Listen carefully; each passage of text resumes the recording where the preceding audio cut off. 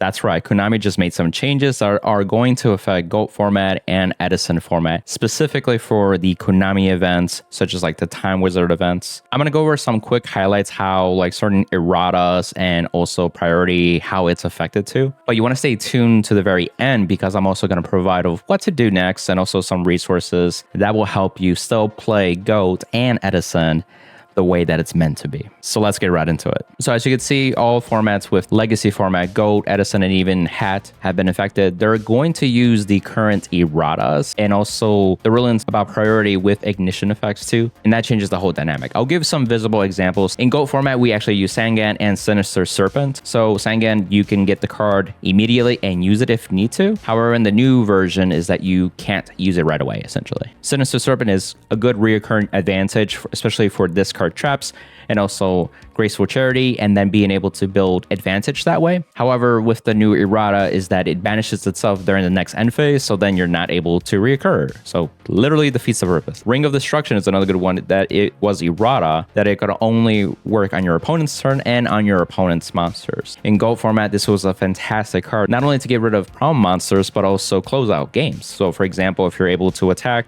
your opponent's life points and you're short one more attack, you can activate your own Ring of Destruction during your battle phase to pop one of your monsters and inflict the same amount of damage, but it will be just enough just to close out the game. Brain Control is a good one that also bleeds into Edison format. And so in Edison, it is in one, but in GOAT format, you're able to use more than one. This is great because you're able to get rid of problem cards and be able to tribute fodder essentially for the Monarchs. In GOAT format, we have Zaborg, we have Mobius, and we have Grandmark. And then in Edison, we have Caius and Ryza for the most part too. So get rid of problem cards such as like Stardust Dragon or a BLS. Super impactful. And sometimes you're able to go for 2 for 2 and essentially from those effects too. For Mobius, you can get like a 2 for 3 as well. With the erratas of Brain Control, it is limited to normal summoned monsters, which really kind of gets rid of the point of just getting rid of like real problem cards that are usually special summoned. More into Edison, there is Future Fusion. It is a great card in Edison because you're able to dump cards such as like Malicious and any water or even your earths like Mizuki and be able to get a fusion 2 turns later as well, such as Absolute Zero or Gaia. But then with the new erratas, you have to wait a turn to even send those monsters. So really your card just sits there on the field pretty for possible removal in the next turn and you don't get to benefit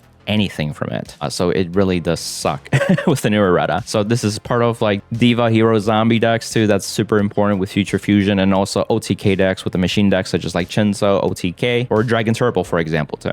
The other big impactful errata would be Goyo Guardian. It is a generic level 6 synchro, so any deck can really use it as long as it can synchro summon. However, it's errata to use an Earth Tuners, and a good majority of decks don't have Earth Tuners. They're just like whatever tuners, whether it be Light, Dark, and Exodon. So it just makes that a lot less usable. Going into more of like what priority means a little bit, and also how is it impacted with the legacy formats with modern. Priority as a player, specifically for ignition effects. And an ignition effect is a main phase activation type of effect. So think about BLS's banishing effect, Brionac bouncing ability too. So those are ignition effects. How that changes is that in Edison and GO format, when you summon them, you can use priority as a player to make your ignition effect chain link 1. Essentially. Now your opponent then can use cards like Bottomless, Torrential Tribute, etc. as chain link 2. They still get rid of your monster or monsters, but you still get the benefit to use your effect. So BLS, you can still banish something. Brionic, you can still bounce and discard how many cards and still get like the benefit from it. So you don't go out of your way to make all these resources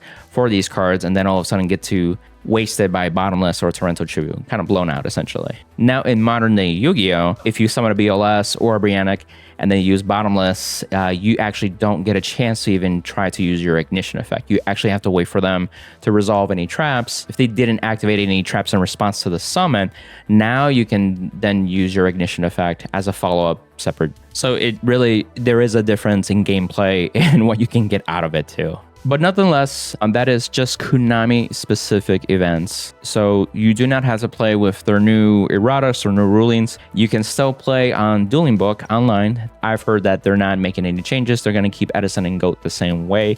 So you can go onto the ladder, so the rated system. If you want to play GOAT format, Edison, that's what I do most of the time myself. You could even go to like the deck construction and change the format so you can see what cards are in the card pool and also what's limited and all that stuff. So it makes it much more easier as new players too. If you're interested, I can make a video about that too if you find that very helpful. The other thing is that there's also communities and there are existing discords too. So for GOAT format, there's the GOAT format server. People are always getting who wants to play, but they also have weekly tournaments, literally, and they use Dueling Book.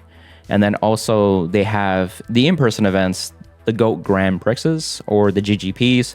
We just had one recently with Atlanta too. So they're actually around not only the USA, but also around the world, and maybe more niche, but technically there's still some in-person events and they have some pretty cool pricing that is usually better than Konami anyway. And some places also do like cash pools, for example, too. I know Detroit likes to brag about like how much their cash pool gets, and they have a very good community there as well too. For Edison, there's the Edison Format server, and there's also E3's Discord server too, so you guys can get in there and play as well.